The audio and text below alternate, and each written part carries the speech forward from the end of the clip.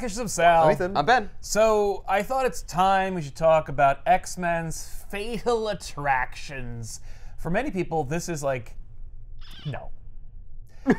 People remember this book because one thing happens in it. And for my money, it's got a pretty rock-simple premise for it being this heavy. There's a lot to unpack with Fatal Attractions, and so I will do so now. Do they Here's the spell deal. it with an X? Like No! Attractions? No, but they tried to do that for like a little while. Like there's Extinction Agenda and Executioner Song, and then they went, fuck it. There's only so many. We're not we're gonna grab the thesaurus every time we're doing an X-Men event. Yeah. So, okay, X-Men, right? Everybody assumes that the X-Men are the coolest, the most popular, the most successful thing ever that come out of Marvel, and for my money, Fatal Attractions is the end result of Chris Claremont leaving the X title. Now, he had left issues before this, but his absence is felt throughout this run. So X-Men, when Lee and Kirby created it in 1963, you assume, because you weren't around then, that like it was the coolest, biggest thing ever, just like everything else they made. Spider-Man, Fantastic Four, all that stuff. Avengers. Hulk.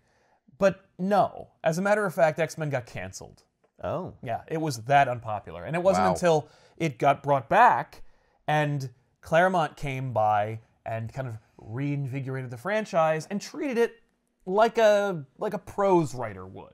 He's like, this is about characters, and this is about their lives and their ongoing saga. And Claremont's the guy who gave it that kind of like feeling, that oomph. Is it like a soap opera kind of feeling? Yes, but not the way it became one. See, X-Men is, for all of its purposes, a soap opera. And nothing could be a more distilled example of that than the X-Men animated series from 1992. Holy shit. Saying that out loud and realizing like everything that goes on my with it, God. it's a soap opera that I enjoy. It was a soap opera for me, children. For teenage boys. Yeah, and girls, because I know that Tiffany was Well, the show, introduced yeah. to the X-Men and so many people. And that's the thing, is that people love X-Men, by and large today, because of that show. But we'll get there in a minute. So Claremont comes in and he treats it like a soap opera. But like, for me, I feel like it's the good parts of the soap opera. The soap opera is not necessarily an insult, because it's just, there's 1,000 episodes. It's gonna be the like mundandities, and we're gonna have like the fantastical, but like it's the everyday chapters of these people. It's the days of their lives. And he said it! Oh, he said it! And because X-Men was kind of ignored and marginalized because of its low sales, he was allowed to do whatever the hell he wanted to. And what he did, They kind of like just waved it and was like, yeah, fine. well, they were just like, do whatever you want, Chris, as long as it sells, and it did. And I think because he, and many writers before him, Len Wein, of course, also helped to create character, but like, because he was so focused on character, and not necessarily about like their powers, but more about their struggle and their interactivity, it resonated with an audience. That the X-Men, today you could say X-Men is like this thing that like appeals to the human condition. And it's like, it's undeniable, right? And it's like, no, it took a long time for people to realize that. And it took a long amount of curation in order for it to get to that point where people could actually just look at X-Men and go, oh, that's what it is, in like a sentence, So, is this after Giant Size X-Men? Oh, yeah. Okay, it's well, way yeah, so after like the new team is already a part of it. Yes, in fact, like Len Wein sets up Giant Size, and then a short time later, Claremont comes back on and just takes over, and then sends them in different directions. Problem with success, of course, especially in comics, is that once it becomes successful, they want to take it away from you and fix it. And so, Well, they also want to make more money on it, right? right. So Well, as X-Men this is got popular now. What else can we do with it? right. So as X-Men got more popular, they're like, well, more titles. We need some New Mutants. So they made New Mutants, and literally that's the book. Yep. Here's And- some new damn it. ones. And Claremont's like, well, and Claremont, like, God bless him. He's like, but these are my characters, because like he kept like making new characters, like throughout the whole run. He's like, well, He's like, what are you talking about? I got all kinds of new mutants. Yeah. I keep making new mutants. yes, and he kept like having characters like grow up or graduate from this school for gifted youngsters and move on. And so by the time they get to like New Mutants, the X-Men doesn't resemble what the X-Men were when Lee and Kirby were working on it. And I'm so confused about what this graduation and moving on means for an X-Man. It means- I assume when you graduate, you become part of the team. You don't No. leave the school. No, when you You'd think that, graduate, but no. you pay your own rent. That's a graduation. You go and you get a job. You go get a job. That's exactly what that is. Oh, that's like we're done with this character. This character's not going to be in the book anymore. Yeah. we got to get some new characters in Uh-huh. here. What are you doing? I'm working a 9 to 5. Yeah. Yeah. Yeah. Oh, what do you do with your powers? Once in a while, I don't have to pay my heating bill. Right. Yeah. In the winter, my heating bill's very low. Oh, Way to go, Sunspot. Because of audiences' ability to connect with these characters, because there's like 1,000 characters already, X-Men becomes this runaway train of success, and Marvel keeps insisting on making more titles. And Claremont keeps wanting to write them because they're his characters. Yeah, Right. it's just like, well, I do the fine. If you're X-Men. gonna write, they're gonna be in more books. Then I have to tell using you all what- the characters that I made. I'm the one that knows what they're gonna do. Right, right.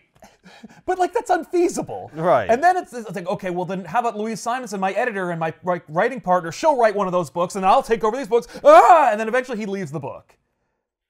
Much to the delight of the people working at Marvel, because they're like, finally, we can just exploit this cash cow. right. Thank you, Chris, for doing all the legwork. So they turn the X-Men into this like chimera of books, which includes the likes of Uncanny X-Men, X-Men, X-Factor, X-Force, Excalibur. I think that's it. And of course, while Claremont was working on X-Men, they were also, like, they came up with these ideas for like a story arc that Marvel was like, ooh, we could turn that story arc into an event. Can you make sure to do one of those every year? And we'll like put all the titles will cross over. Yes. Yeah, like an X-Men crossover Yeah, thing. yeah. So every year, X-Men had to hit this like mark of doing an event, and we've done a couple of them. The most recent in the timeline up until Fatal Attractions that we've done was Executioner Song, and by the time Executioner Song came around, X-Men readers were like, Could you stop? no. They still bought it. Just not as much of it. I mean, if you look at one of the last things that Claremont wrote in the timeline for X-Men, it was the adjectiveless X-Men #1 with Jim Lee, which is still to date the highest selling comic book of all time. By that point, they were like, okay, so Magneto's the big bad guy now. And when Claremont was working on X-Men, he's like, no. Like, I had been working on this book for like a decade. And in that decade, I redeemed Magneto and made him the leader of the X-Men. He can't go back to being the bad guy. And they're like, yeah, but like, Listen to how good Magneto sounds. well, look at him. Like, he's clearly a bad guy. Look at he's- the costume. No, he changed his costume. Oh, he yeah, got a good guy costume? It sucks. But like, he's still got a different costume. I assume he just didn't wear the helmet anymore. He did not wear the helmet on. Yeah, that's good Magneto. Yeah, good Magneto. You know it because he doesn't need to hide himself. But like, obviously, if we need to have our characters be appealing to new readers, we need to be able to say, who's the main bad guy of the X-Men? And then, like, at that point, it's like, I don't know, Mr. Sinister, Strife, Mojo? Like, nobody. Like, who's our Joker? It's Magneto. Yep, bring him back. What are you Bring talking him about? back. Apocalypse. Yeah, that's true. It's a little complicated, though. He's got that whole Egyptian mythology thing. He's also the most powerful. They can't fight the most powerful character ever. Now, that being said... That would make sense. In Fatal Attractions, they do make Magneto the most powerful ever. But I digress. So, they bring Magneto back. He's a bad guy again. He gets the asteroid. We've talked about X-Men #1 on other shows, but like, he gets the asteroid M. They mess it up, and he dies. Okay. That's what happens before this. Yes. Okay. Yeah. And so we've done a couple other big seminal stories, the most recent of which, of course, is Executioner Song. So by the time we get to Fatal Attractions, we can dust off Magneto and bring him back again. Right. Now, of course, the other thing is that by this point, in 1993, the X-Men animated series has already debuted. And it features all the characters you see in this book. Because of course it does. Right. Actually, it's easy to jump into Fatal Attractions, and impenetrable. Depending on probably how much you care about. Big time. And it has a lot to do with how History. much you give a shit. Right. Well, Because- how much like a soap opera. Yes. Okay, Yep. when are you jumping in? Yeah, Yeah. well, that's true. And Oh, these two characters totally in love, but they'll never bang. And this person's half brother, and they have a complicated history because they were the reigning leader of this country. Yep, or planet. And in this, it's the worst parts of a soap opera, where it's just continuity. And it's just complicated just to feel like it's for adults. And that's the big issue, is that for me, I feel like Fabian Nicieza and Scott Lobdell have an unenviable task of trying to write like Claremont. but they- they're not him. But they're not. And Claremont wrote funny books. It's not like he's not the end-all be-all when it comes to writing. It's not like when Jeff Johns tries to approximate Alan Moore. And you're like, oh, don't even try. Like, it's an X-Men book at the end of the day. Right. And listen, this appealed to a lot of people, and so they were doing something right. Right. As long as it looked cool, it really didn't matter what the hell they were saying. Yeah, I'm looking at this art, and this is garish. Yes. I think is the word. Yeah, Fatal Attractions, of course, it spans 5 different titles. Right. So you're seeing 5 different artists at this point who are trying to make a name for themselves because the image revolution has already begun 2 years prior. Yeah, you can tell. So you say garish, and I say like every one of these panels could be a poster. Except they're so crappily drawn. Like, it's just, like, some of them are okay, but some of them are just, like, there's not much detail. Yep, or too much detail. Or too much, or there's a lot of lines Yes. to imply Lines skill. lines were big in the 90s. Yeah. The more lines, the more you thought it looked awesome. There's a lot of shit on their heads. Now you're talking about the Acolytes. They're wearing all this and the crap. Acolytes are, from inception, complicated looking. Yeah. Like, they wear a lot of shit. They Right. mostly operate in space anyway, so you gotta, like, explain how you can see them have cool costumes, display their powers, show off their goodies, and also still be able to function in space. Right. So, like, what does that look like? It looks like a bunch of complicated crap. Yeah. The Acolytes are, of course, fanatic religious zealots who worship Magneto, Right. who had forced Magneto to become their kind of messiah back during the Asteroid M era. Yes, Right. yes. A couple of them died, Magneto included, supposedly. And the Acolytes are kind of carrying a torch for him. They had been led by a dipshit named Fabian Cortez, who they had just ousted because in this story they also debut a new fanatical acolyte who leads them named Exodus, who is powerful. At this point, they don't know anything about Exodus except that he's pink, he's powerful, and he has a hard-on for Magneto. That's it. Okay. And he was powerful enough to kick Fabian Cortez to the curb. So the Acolytes are just kind of like following what they believe Magneto would have wanted, that coincidentally factors into their prejudice against humankind. Okay. All right, that tracks. Right? Because, like, at the end of the day, Fatal Attractions is actually kind of about something, but you gotta get through all this shit. Right. Because, like, none of these stories were meant to be collected. Like, right? Like, they were not writing for the trade in these books. Oh, that sucks. So you're just getting as much shit as you can per book for $1. Well, in a good way, that's like $1.25. every issue Thank you. you can just pick Well, up and feel like you got something for it. Exactly. I don't Yeah. have a problem with that necessarily. Right. And yeah, $1.25. But they're also bigger because it's the 30th anniversary of X-Men. Oh yeah. This one's $4. This must be a huge issue. It was a big issue, and it had a foil cover Oh. with holograms. And actually, every tie-in, or every book, every chapter, if you will, of Fatal Attractions is commemorated by having a holographic card embedded on the cover, featuring a different X-Man. Are these cards you can collect? No. If you try to remove them, you will ruin your book. They are the shape of a card and the weight of a card. stuck but to they the are, book. They are glued to the cover. So do not try to remove It's your already holographic framed. card. There you go. I gave you a picture. Exactly. With And a card listen, in the middle. I don't know if those cards are available in trading card form. I know that during this time they were also deep in the trading card market, and holographic cards were a thing. I don't know if they also parlayed these cards into other cards. Whatever. Anyway, so there's a lot of shit in this. But at the end of the day, this book is about bigotry. Hard to believe. But also it's about escalation. I think. I honestly Like the think. dangers of like constantly one-upping Yes. your opponent. What's ironic, because after Executioner Song, this book or this story sold poorly. And they were trying to really get you to buy it. There were posters out before the story was coming out. There was a lot of advertisements for it, and some seminal shit happens in it. But by the time they get to Fatal Attractions, people were like, ugh, not another one. And of course, it looked bloated. You had a lot of colors, a lot of gimmick covers. It was just an overload of the senses. Right. People were starting to get wise to the fancy covers and stuff. If not wise, fatigued. Right. Just visually exhausted. Yes. And then, of course, I mean, you this open is the cover and it's exhausting just to look art. at. Yeah. But it's about escalation. So here's what the story is. Okay. Now that we're half an hour into the episode. The Acolytes are trying to collect mutants of their own to fill in their ranks.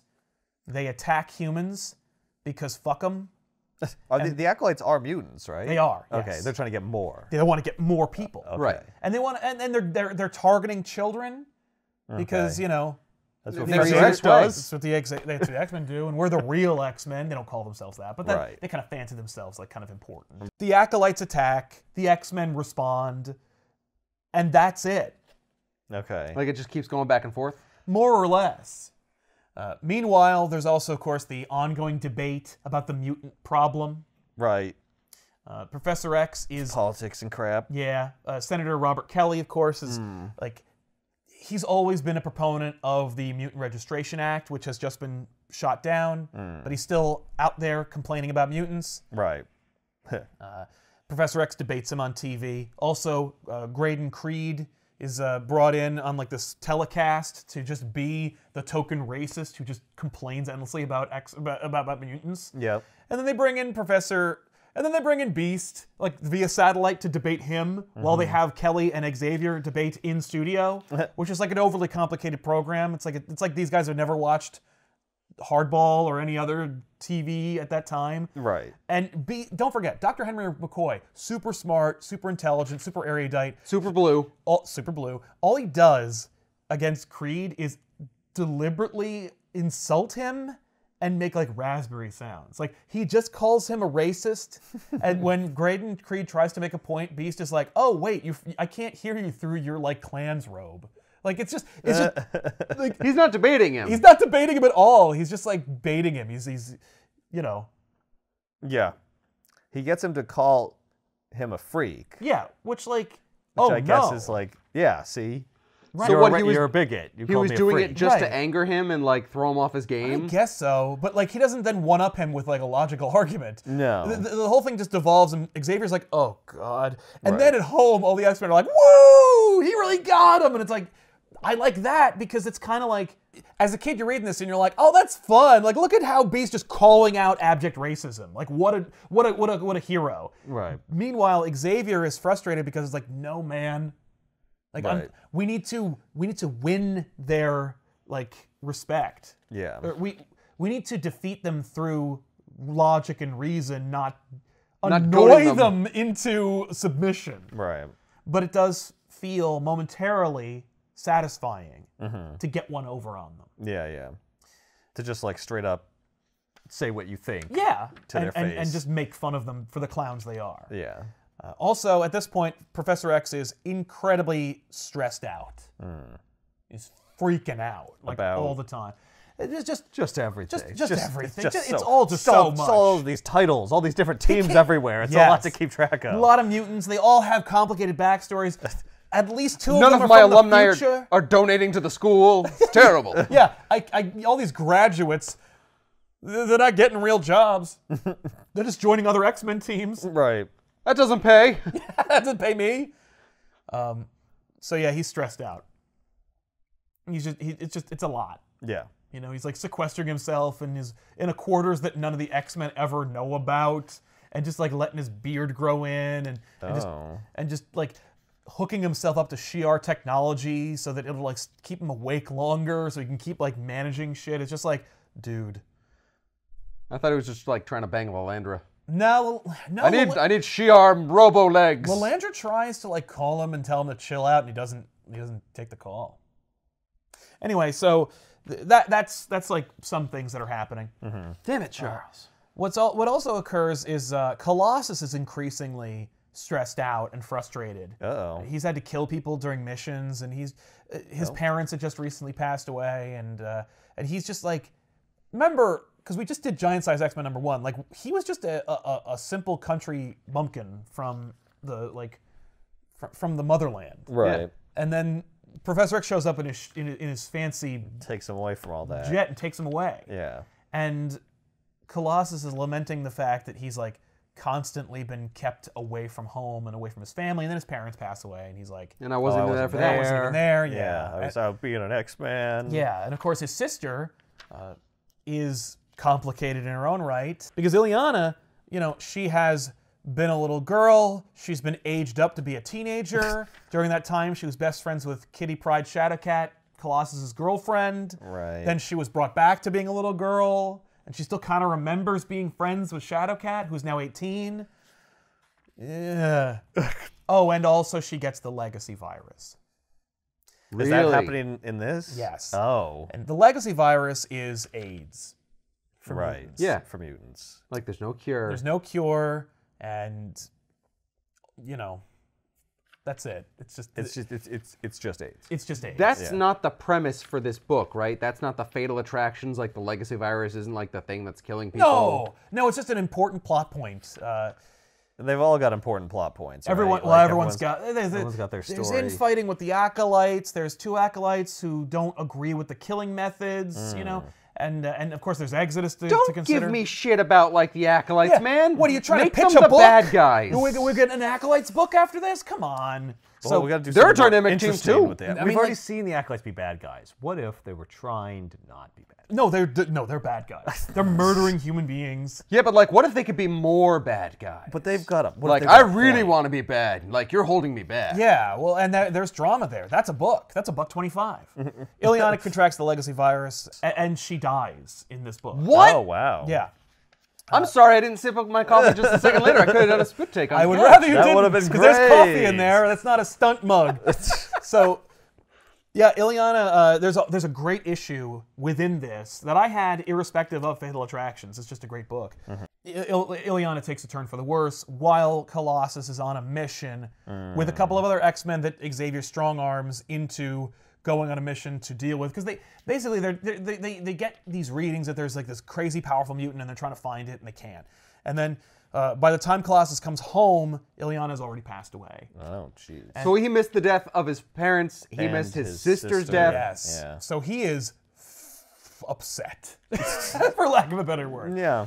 And the issue is amazing because it's all told from Jubilee's perspective, who has virtually no connection with Illyana whatsoever. What are you talking about? She's the narrator for the X-Men. She's our character. She is. She's our avatar, which is too bad. Because of how unpopular she is. The whole issue is just Jubilee laments Illyana's disease, Right. and she's trying to- Shadowcat doesn't? I She- feel like Shadowcat would be the one to be like, she was my friend. Kitty spends all her time with Illyana, but she's also like, they're trying to demonstrate like the difference between Jubilee and Shadowcat, because Shadowcat was the Jubilee of the 80s. Right. And, Jubilee is the Jubilee of the 90s. So, Shadowcat's been there. yeah, she's been there, she's done that, she's more mature. Like, I love it because in the book, like Shadowcat is like an adult, and they treat her like one. She's like, God, like I can't believe how long ago, like I was just a little kid and I was in love with this man, Peter, and blah blah blah. And it's like, you look 30, and she's 18, Right. and which means like Jubilee must be what, like 15? And I Being an think she X-Man is. really ages you. Yes, sometimes with untold alien technology. I don't know what you're talking about. So yeah, basically Illyana starts to go, and Xavier's like, okay. So he grabs this like crazy ass Shi'ar helmet and he pops on her head, and Moira McTaggart's there, and she's like, dear God, what is that? Why What are does you it putting do? all this shit on And he her? goes, I have no idea what this is or what it does. I just thought Maybe I'm not helmet gonna would do help. nothing. Right. Colossus is pissed. Yeah. And it's funny because, like, I remember the X-Men, and when I was reading at the time, Colossus was not on the team. And I really missed Colossus. So when I had this issue, I'm like, ooh, look, Colossus! I loved, when I was a kid, my two favorite X-Men, Nightcrawler and Colossus. Why? I liked how they looked the best. Right. They looked the coolest. That's it. They One's a had the giant best metal guy, one's a designs. blue demon. Yep, they both look dope. Their costumes are awesome. I noticed that Ileana has a Nightcrawler like toy. Plushie, yeah. Which Which, big fan of Nightcrawler. She is. More she's a fan of that doll. We see that doll a lot. Ileana, when she has like a seizure, she drops the doll. And Jubilee is like, there's nothing I could do. And all I could do is get her doll back. And I feel like an idiot because like that's all I could have done in that situation. And I feel so helpless and useless. But like I guess that's enough. And it's like, that's true. Like that's really cool. Like, Well, that's also a really nice touching point for like someone who is passing away or someone who's dying of Like, a what can you disease and do? you can't do anything. exactly. Like You're helpless at that time. yeah. It's cool stuff. Good, great issue for Jubilee and everyone else involved. But yeah, so she passes away, and then they have her funeral, and everyone shows up. They bring in everyone from all the books. Havoc and Strong Guy are there, but they have this funeral for Ileana, and then Magneto shows up, Oh God. and he's like, I'm alive! "What up, motherfuckers?" Magneto! Magneto, this is not the time. He's Magneto like from the video game where he's like, I welcomed her to die! Bingo. And the acolytes are there and they're like, yeah, we're gonna roll in and take shit over. Who wants to join up with us? Because Right. because Magneto. All the X-Men are there, like all the characters. Yeah. Like you couldn't have picked a worse Yeah, time. but Oh, to it's the start best some time shit. but they're to all start sad. soliciting. real sad they can't fight. Yeah. And maybe some of them are susceptible to our, to our sales pitch. Look what happened to one of you. She's what? But She got the legacy virus and your pathetic X-Men couldn't save her. none of us have freaking mutant powers that involve curing legacy virus. Well, if you come join with me, you'll be able to stop people from No. dying. Oh, I see. Good call, Yeah, Palpatine. you'll become so powerful. Yeah.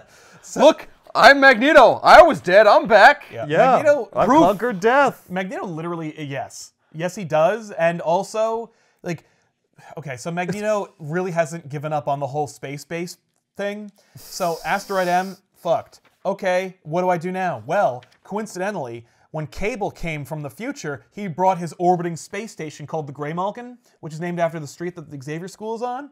And he loses it because it breaks, and then Magneto takes like pieces of Asteroid M and a big chunk of the Greymalkin, slaps that together, sticks it back in space, and then moves in. And Cable's super upset because like that's my home and that's my only piece of the future. And plus Right. my AI, the professor, is like my friend and it's on board and it's helping you like wipe your ass and make coffee and stuff, and that's no good. Well, I guess you shouldn't have left it undefended yeah, then. that's Magneto's like, well, that's my home and I'm calling it Avalon now, so fuck you. I call this legitimate salvage. Yeah, exactly. He's more powerful, and he mentions like because of some bullshit you did in like 10 issues ago, I'm even more powerful than I ever been. And it's like, maybe I could have seen that, No. Yeah. just like you coming back to life. Exposition. Yeah. Yep. It's more dramatic on the soap opera when the Oh. door opens up and you're expecting someone Oh. else and it's the bad guy. There's a scene where I thought you were dead. there's a scene where they board the Greymalkin, Cable and his team, and when they get up there, there's like a berobed character who's like, "Oh, I run this place now," and it's like it's obviously Magneto. That's I don't think the Magneto, next Is he Magneto. like cry singing like, oh? No, it's just I literally. haunt this place. No, he's just wearing a robe because he's like really high on himself. And then you look to the next page and he's friggin' Magneto. Right. But they try to take it from him. They're like, hey, this is our home, man. This is our base. Fuck you. And Magneto's like, wow, Cable, you have half your body made of metal, and just fucks up Cable's day.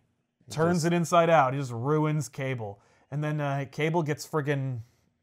He ditches and he takes Professor, the AI, off of the ship and leaves with his tail between his legs. And Magneto's like, "Mwahaha, I'm really powerful."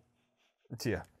So Okay. then Magneto shows up at the funeral, and he's like, "What up? I'm recruiting." And the X-Men are like, "That's in poor taste." And then a fight breaks out, and it's super uncomfortable for everybody. And Oh ultimately, God. oh yes, oh don't forget That has happened so many times when you were turning the page. Yeah, John Romita Jr. is especially interested in playing with the format and turning the goddamn book sideways. Is Colossus burning art? Yeah, Colossus is an artist, Oh. and And he's real sad. he's so melodramatic about it. He's super sad. Oh, I also forgot to mention that in a previous event, Colossus got like hit in the head and has like a dent in his like metallic hide. Oh. And as a result, What? he can't depower. Oh, so otherwise he's he'll stuck as die. Colossus No, now? he's just stuck. He's he just can't stuck. turn it off, so he's just Oh. always metal. And that's like a metaphor for his cold, steely heart. And now right. no one can get in, man. Yeah. You got to depower, Yeah. Colossus. You got to let us in. Yeah. And he can't because of his injury. Right. Well, He's been injured. He's got Magneto this- could he's fix got that. He this could just undent him. scar. You know what's funny? He doesn't. And it's weird that he doesn't do that. Yeah, here, look. Bink. But, Oh, thank you. but he's really sad, and everyone's blaming the dent for why he's like so sad about his parents dying and his sister being like killed by this horrible virus. Hey, could But you dent my forehead so everyone knows I'm damaged? it's not an aesthetic choice. But he has this scene where he like gets a trash barrel out in the front yard of the school and he's burning his art, and Kitty shows up and she's like, "What are you doing, man?" He's like, "This is art that was created for pleasure, and I'm incapable of feeling that now because I failed to protect my sister, and I don't feel anything." And she tries to kiss him, and he just stands there and lets her kiss him, and you know, and she's like, "Oh my God, you're so cold and unfeeling," and he's like, "That's my heart," you know, and you're like, "Shut up." Like, I get it, it's sad. Like, you know, when you're a kid, you're like, "Oh, I think I understand this now. That's me." Why does the art change radically? Like, look at this. Yeah. And then look at that. that. I know. And then this is the same character. Yeah, I know. It As looks this. totally different. Like, what the fuck is happening? Well, this issue in particular, I think, is drawn by a number of artists. it must and be. they're all like kind of trying to make it feel not as jarring when different people take over. Right. Like, no, it's all different all the time. Just Yeah. get used to it. Just get used to it. That way you can pick up Fatal Attractions, Uncanny X-Men, or you can pick up X-Force, and you won't be like Whoa, so thrown off. so different. Because I'm throwing you off all the time. Right. yeah, everyone's jumping in and helping each other out. We're all Yeah. bebop and If scatting you- throughout this book. If you can never get your feet under you, then you'll never feel unsettled. Exactly. Because you'll be unsettled all the time. It'll be your new You'll norm. just get used It's to a that. brilliant strategy. Way better than it was. It is irresponsible how much the acolytes appear in this book. So anyway, Magneto shows up at the funeral and he's like, "What up? Let's do this." And Colossus is like, "I'm going with you. Oh, Like, I'm in." right. And the 'Cause X-Men are like, fuck "Oh!" everything. Yeah. It's like, that's it. I'm finally going. Okay. Does he promise him anything? No. Like, if you come with me, Colossus, No. I'll make you. No, Magneto makes a... You'll be the most powerful mutant ever. What would be hilarious is if no one wants to go and Magneto just picks up Colossus and be like, "You're coming with me. Because you can't move. I'm Magneto. You can't depower. You're always metal." Exactly. Whoop. Puppet. What's weird is like they blame everything except for that on why Colossus leaves, but like Colossus just like, "I'm leaving," and Magneto's like, "Good." Magneto tries to give his sales pitch where he's just like, "Our dreams are not so different, except like for the part where yours doesn't work, Charles. Your dream sucks because like you think coexistence is the key, and mine is, you know, genocide."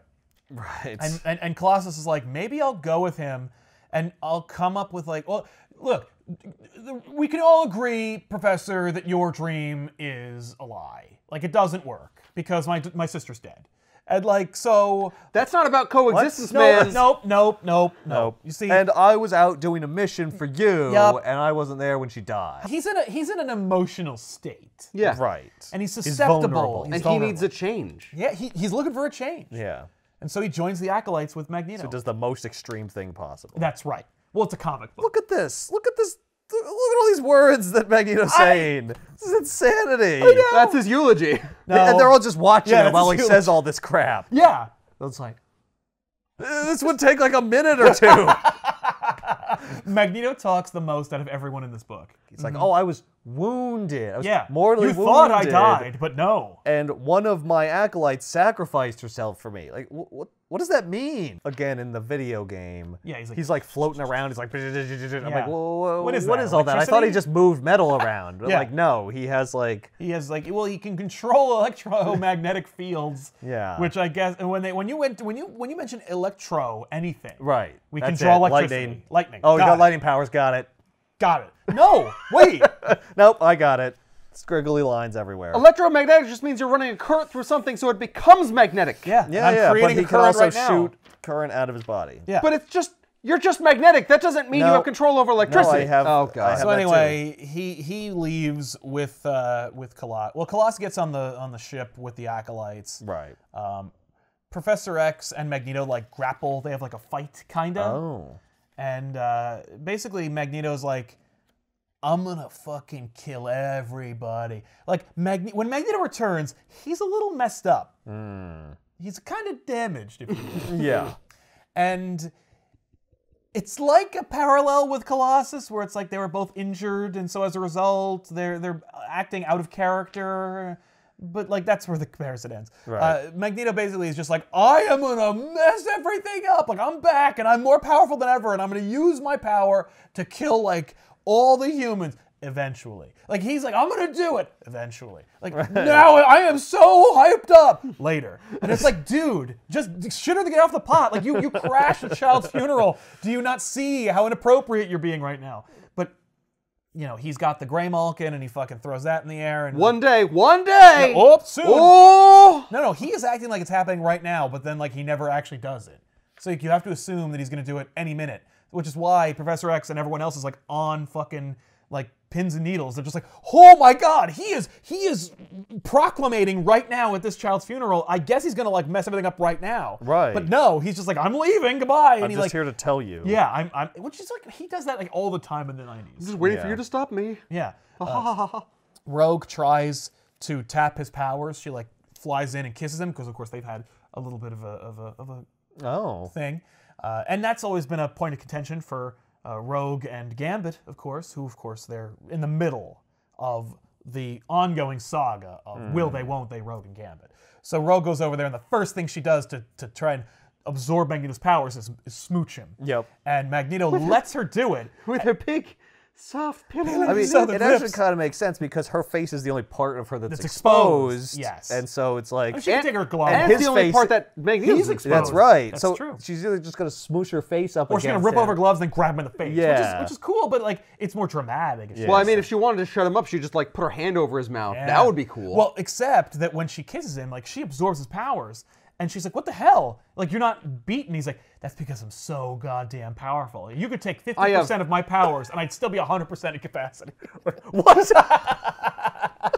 That's not how math works, man. No, but I'm Well, but Magneto. well, yeah. I One of my defy powers la- is that I- Rogue can't easily take my powers. And then like they throw all the Magneto has X-Men, many and, like, powers. Bishop shows up, and Bishop has like a redemptive arc because in the beginning of the book he's like, "Hey, Professor, I'm like, what am I doing here?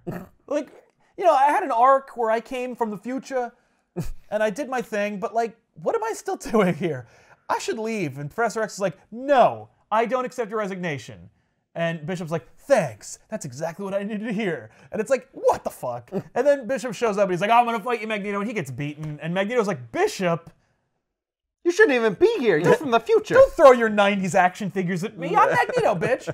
So he beats everybody, and he just slaps everybody around, and then Colossus leaves, and you know, and Professor X is like, "No," and he jumps on Magneto, and Magneto like flies up into space where Professor X can't follow. Right. And so, you know, but he lets Charles drop. Mm. And so Charles falls, and he's like, and as he's falling, he's like, "Finally, maybe I can just die." And then Archangel grabs him, and he's like, "Thank you, Archangel." All right, thanks. thanks. Yeah, Son of I a guess. bitch. Yeah. So Guess I didn't want it. Magneto goes into space, boards the Grey Malkin. He's got Colossus. He's got the acolytes, and he's got his divine purpose, which is he's gonna fuck everybody's day up. He takes a minute and he goes to visit his dead wife's grave, and like and he mourns for her. But anyway, it doesn't matter. But so when Magneto goes into space, Shield/everyone enacts the Magneto Protocols. Because Okay. Magneto's already declared war on the planet before. They create like an anti-Magneto shield around the Earth to keep him from being able to use his powers while he's on Earth. Okay. What? Yep, the Magneto Protocols involved a massive coordination of every country on the planet and cajillions of dollars in order to create like literally a fucking force field around the planet to keep Magneto from like returning / enacting his plan, which is of course killing every human life on the planet. Why wouldn't Like, they you just can't do that use all the my power. time? Because I guess for any number of reasons why you wouldn't leave something like that on all the time. Like I guess it's it takes a lot of energy. Yeah. It's really expensive. Right. It's impractical. What about all of our aliens that come to visit all the time?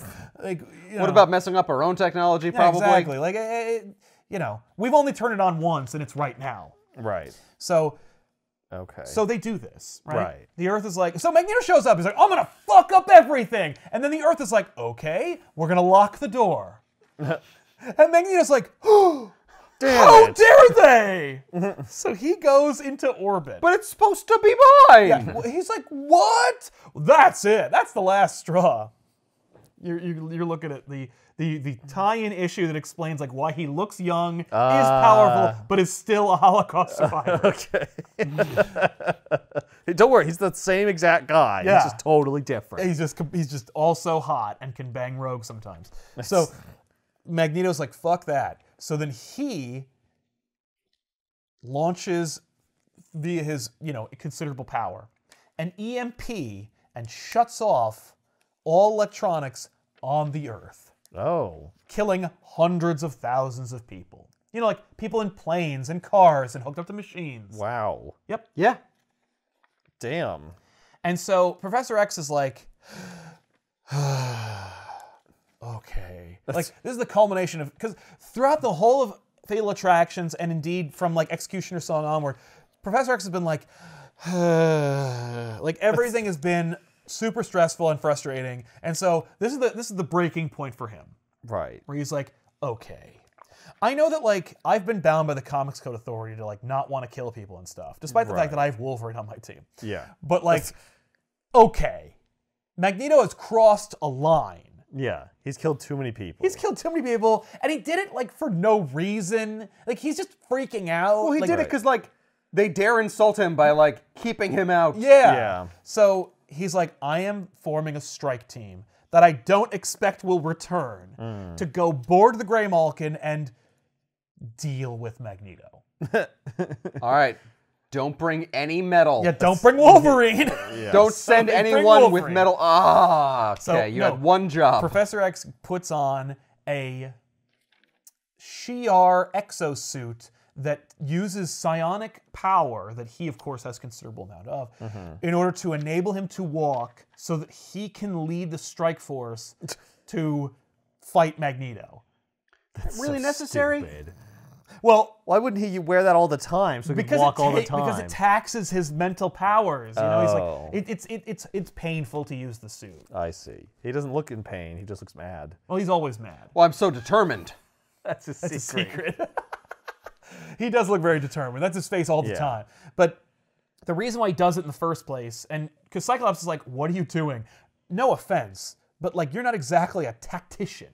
Look, Right. I get that you started the team. Yeah. But when we all talk about a leader, it's me. Literally, Cyclops. Professor X has a history of doing this because actually in 84's Secret Wars, when Professor X can walk again and Cyclops had graduated and Storm was leader, the second that Professor X is like, I can walk again, I'm the leader of the X-Men. That's what it requires to be the leader. You have to have functioning legs. Yep.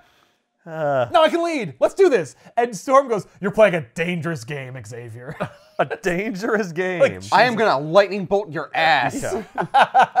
Put you back in that chair so fast. Jeez. Yeah. So Professor X has kind of a history of like, oh, I can walk again? I guess I should lead. Right. But actually he's doing it, and because he talks to Cyclops, and he's like, no, son, if we don't make it back, we need someone who can lead the X-Men. Like, I'm leaving a contingent of X-Men who could theoretically still be X-Men and have books if we don't make it back from this fight. Right. And Cyclops is like, fair enough. So the X-Men go up to the Grey Mulligan. Avalon. I'm sorry. Right. That's what Cable called it. When Magneto is on board, it is called the Avalon. Or Avalon. When Magneto's on board, it's called Avalon. So the X-Men board, and they get in there, and they infiltrate, and they're like, this is easy. Like getting on board and not having to deal with acolytes. And then they access the computer systems, and they teleport all the acolytes and Exodus into escape pods and outside. Like, just get off. So Magneto So is it's just them vulnerable and and alone. Magneto, Yes. Let me ask you this. Why wouldn't Professor X just take over their minds and have them attack Magneto? Well, I'll tell you why. Because they wanted something for Colossus to do. So Colossus is the one who deactivates the security systems and allows the X-Men to board. Oh. Because he was so upset by what Magneto did and killed all those people. Oh, okay. That's cool. So it's not a red herring where he's just like, I'll go with Magneto and I'll betray him eventually. Like, I'm gonna be on your side, Yeah. Magneto. Don't worry, Professor. Yeah, like they had a psychic conversation where it's like, let's get him on board. Yeah. No. No, it's just he crossed a line. God damn it. Yeah. It's just right after Colossus joined his team, he immediately crossed a line. Yes. Like he always was going to. Of course. I should have seen this. Your whole plan is killing all of Oh, mankind. that's right. You already You did a talked little about bit of that, wanting and I to was kill upset. people. I feel like Colossus is very unsympathetic in this story. Yeah.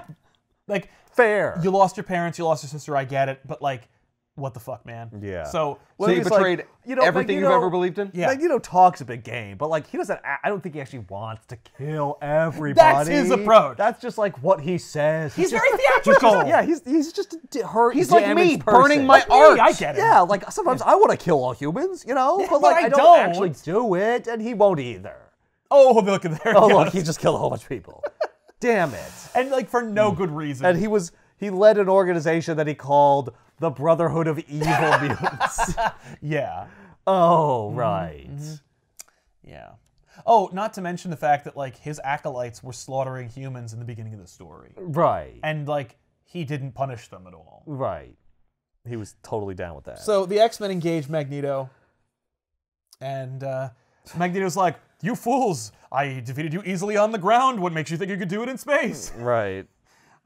That's a good point. We didn't think this through. Yeah. Yeah, there's metal everywhere. They also bring Quicksilver. Oh. I believe they do it because they think it'll distract Magneto because it's his son.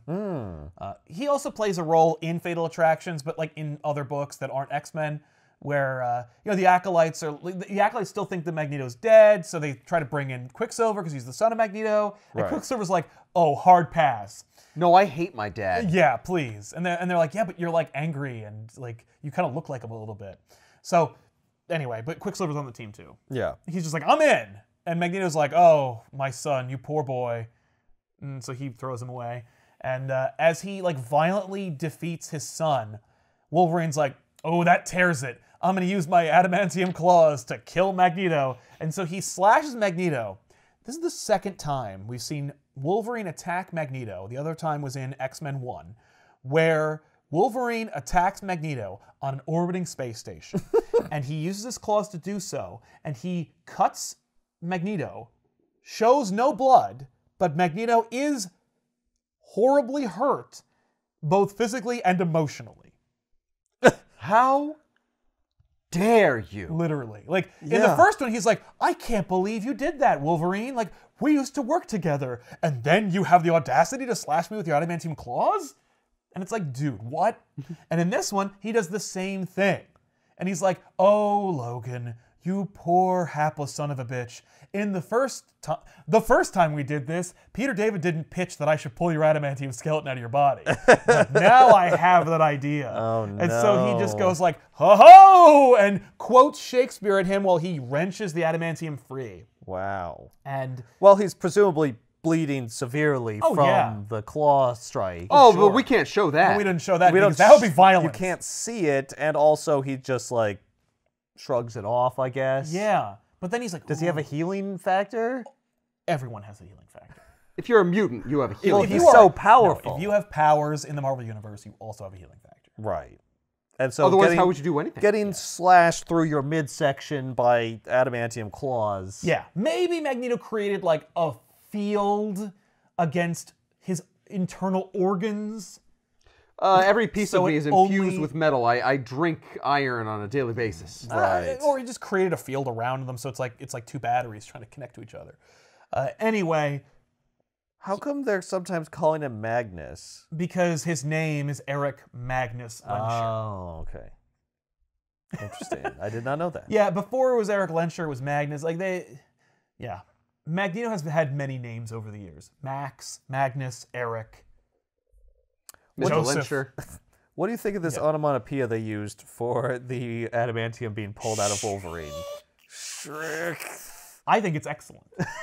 I don't know what else you do, so yeah. It's metal being wrenched out of a body. Yeah. You know when the T-1000 is like creaking? Yeah, that's Yeah, the sound. that's the sound. I think it's pretty good. Wolverine is wrecked. He's the most popular character in this book. He is used to no effect and then loses his skeleton. By the way, they didn't know that his claws weren't metal until now. Like, they were like, oh shit, we pulled his adamantium out, but he's Wolverine! What are we gonna do? So then, of course, about an issue later, they find out there's bone claws. And Which then actually, makes no sense. well, depending on on what piece of art you're looking at. Because Yeah. they're like thin. They're very thin. Yeah, they're like, no, that was artistic license. Actually, they were thick. How come?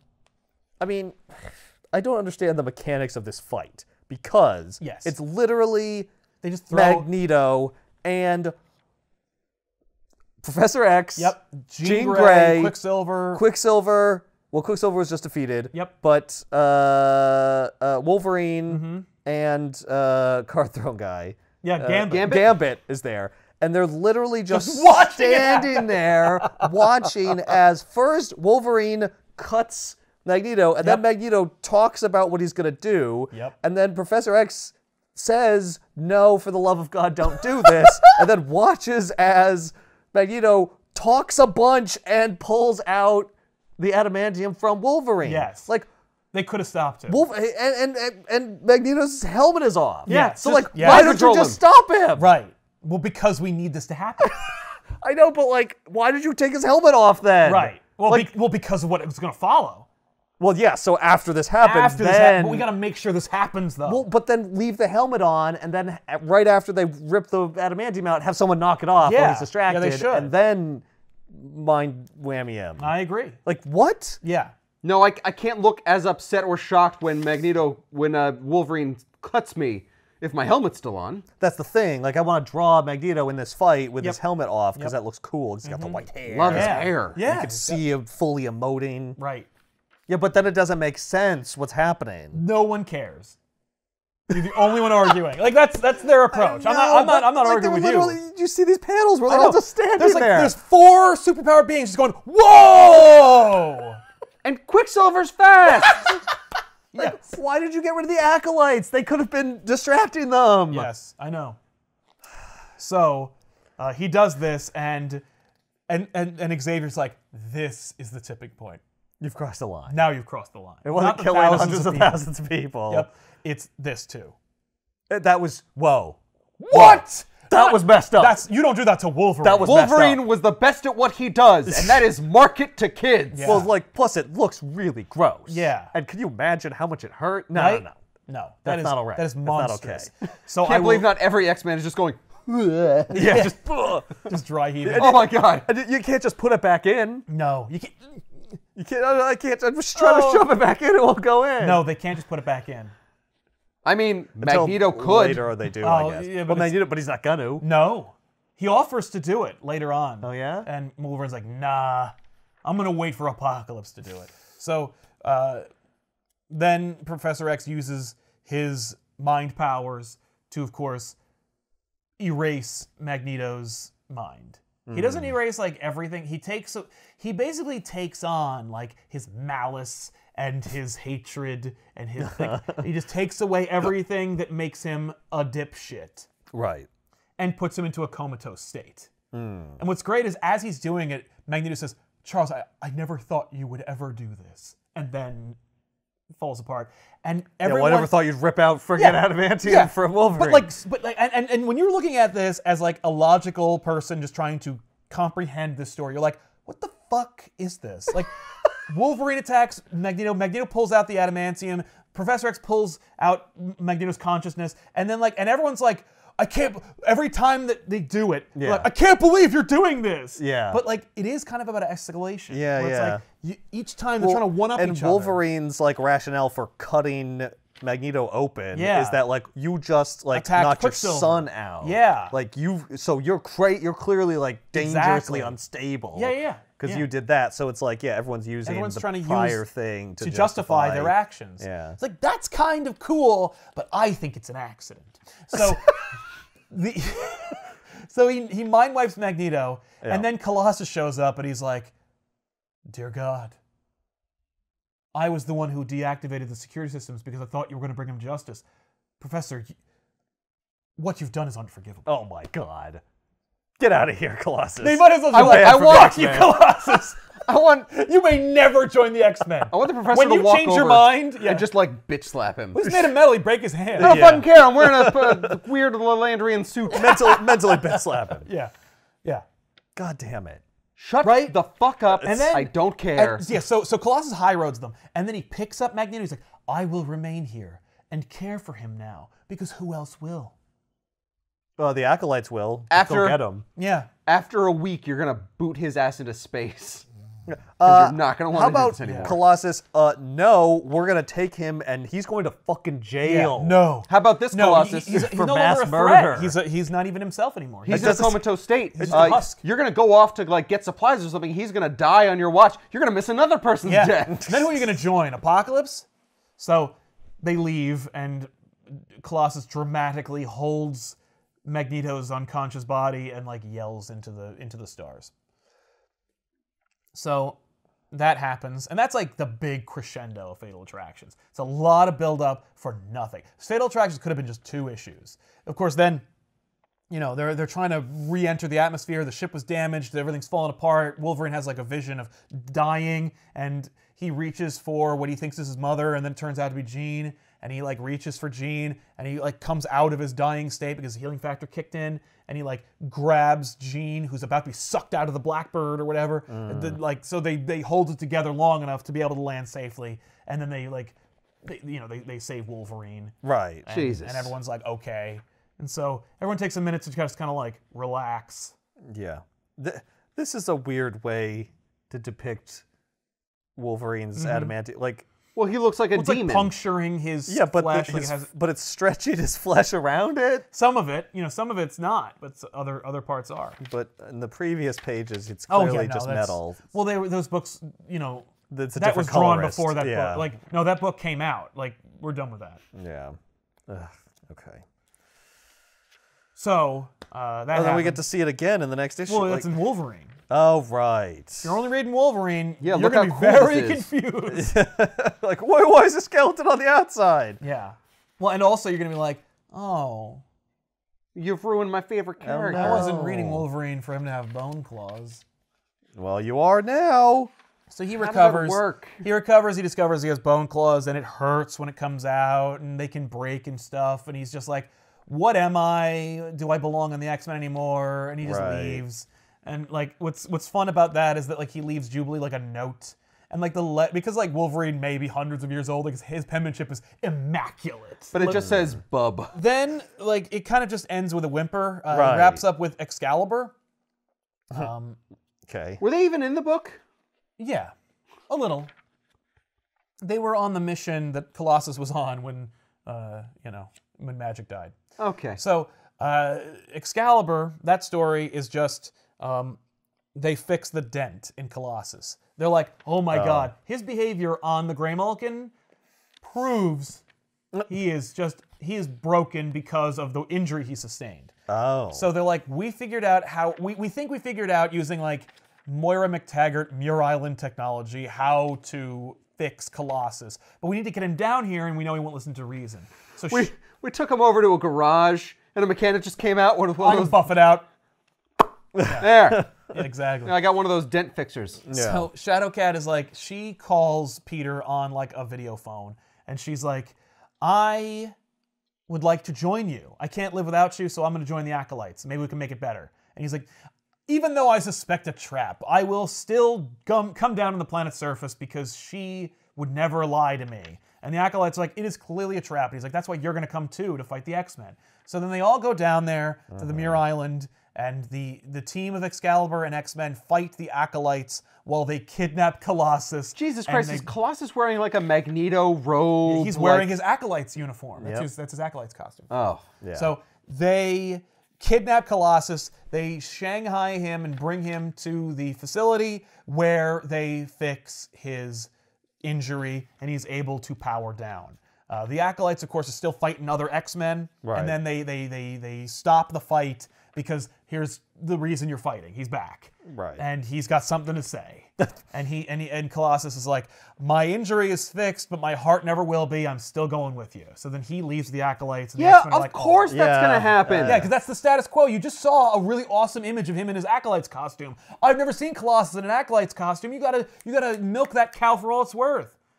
Also, it's Excalibur, which is like a team. Yeah. But at least 4 of the characters are either dead or in another dimension. So they're kind of like, are we even Excalibur anymore? Like, do we even operate in England? So, are any of us even English? Well, Captain Britain is on the team, right? Yeah, he's gone. Oh, they Yeah. show him, but I Literally- guess this is like... Yeah, this is an homage to all the other members of Excalibur who have been on the team but are not in the book anymore. I So see. like it's Rachel Summers, Nightcrawler, and Shadowcat, and they're like, "Are we the team?" And so they like move from England to Muir Island, and they set up like their base operations there. Ah. So like Moira's their Xavier or whatever. Ah. And what are Moira's powers? None. Okay. Oh, What about Then- this book? Well, yeah. Now she resets she's time or yeah, whatever. she dies and resets time. What? What about this book is Fatal Attractions? That's just a cool title. Yeah, that movie had come out, and so we wanted to do. We wanted it to sound like a Tom Clancy and novel. some people die in it. Yeah, it's fatal. And Colossus is attracted to Magneto's sales Oh, pitch. and Magneto is Magneto, so So he he- attracts attractions, metal yeah. and stuff. yeah. So yeah, it makes sense. Yeah. Works on every It would- conceivable level. It would work for any X-Men book almost Yes. But it's used that in has this. Magneto in it. Yeah. Yeah. Okay. That's it. Freaking. Yeah, and it just seems to like. And then peter it just- out, kind it just of. peters out, yeah. It's like, well, I mean, the the book's got to Acolyte- keep I going. believe you mean it peters out. Oh, because the Acolytes No. are like, well, what do we do now? And Exodus is like, well, I will lead the team. And that will dovetail into X-Men Avengers Blood Ties, which we've done on this channel. Oh. Cool. So check that out. So what do they do with Magneto? I seem to remember we read a book where Magneto, it was after this, Yes. where his memory was gone, and he was like, A good guy on the Yeah. X-Men. What the Yeah. freak was his name? That was Joseph. and Joseph. Actually, it Joseph, wasn't even Magneto. It was like a clone or something. Ugh. So, Fatal Attractions was it tried to be a lot of things. It was like, okay, we got to do our quarterly X-Men event. yeah. We also have to celebrate our 30th anniversary, and we're gonna do this gimmick with Wolverine. And it succeeds on that gimmick. Yeah. Yeah, they pull the adamantium out. Yeah. Yep, they do it, and it takes it takes too long to put him back to normal.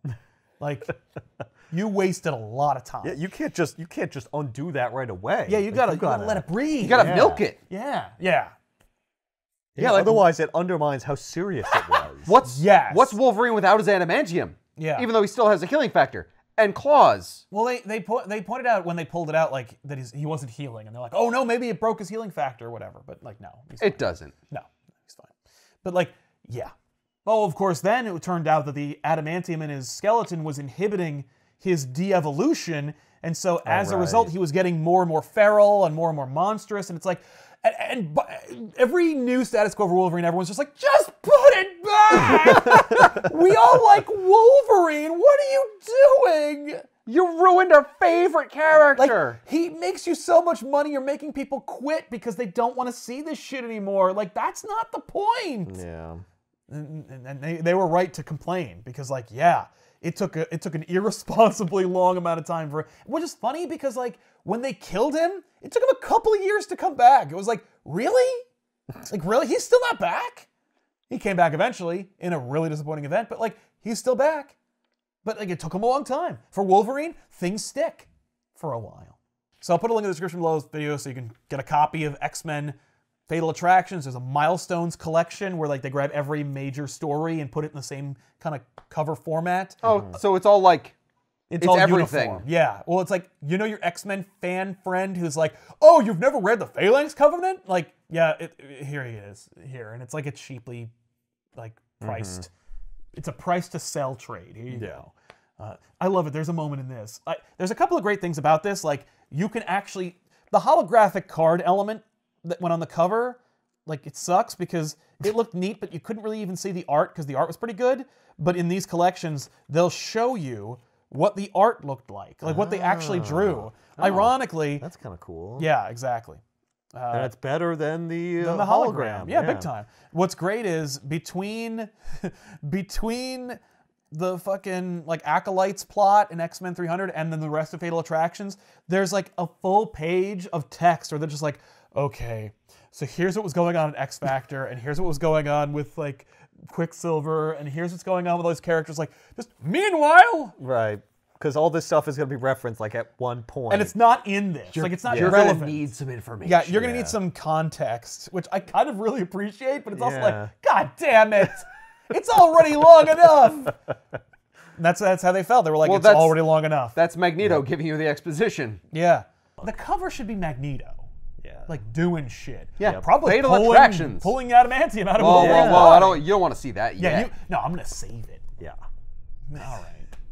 It should just be him, like with this, like powers. Yeah, that yeah, should be him. There is that. It should There- be him like doing that, and then Wolverine's like, but you don't see the adamantium coming out of him. You Yeah, just think he's fucking him up. You don't even know. Yeah. You don't even know. Like, you get the idea that like there's going to be some confrontation between him and Wolverine, but you Right. don't know how far Yeah. he's going to take Oh it. my God, he's gonna take it to the limit. What are the consequences for the world of having all their electronics wrecked? You know what's funny? Nobody really references it. What? Yeah. Actual consequences in this book? Yeah. How dare they? Oh, a whole bunch of people die in this book, Oh. and the rest of the world covered in all the other books is unaffected, Yeah, or pretty doesn't much. mention I it. mean, characters reference it, but like they happen in other places. Hey, you remember that time all those planes fell out of the sky?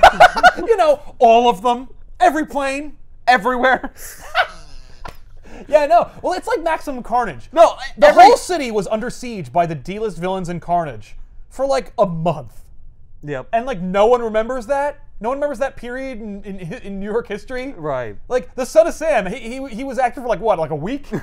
He killed like 10 people. He killed or like 10 something. people. Magneto slaughtered like thousands of people in New York for like a month. No one has, like, there's no memorial. Not only that, but like people haven't moved out. Be like, you know what? I'm not gonna live in New York Fuck this anymore. place. Yeah. Galactus always stepped on my fucking favorite congregate. tailor's house. No. New York would be just monuments. Every building at Every some point would building have been is a replaced monument, yep. by a monument. You can't live there You know anymore. what it is? No, Yeah. they did that earlier, and then they just were like, stop. There's so many. It's all You get a plaque.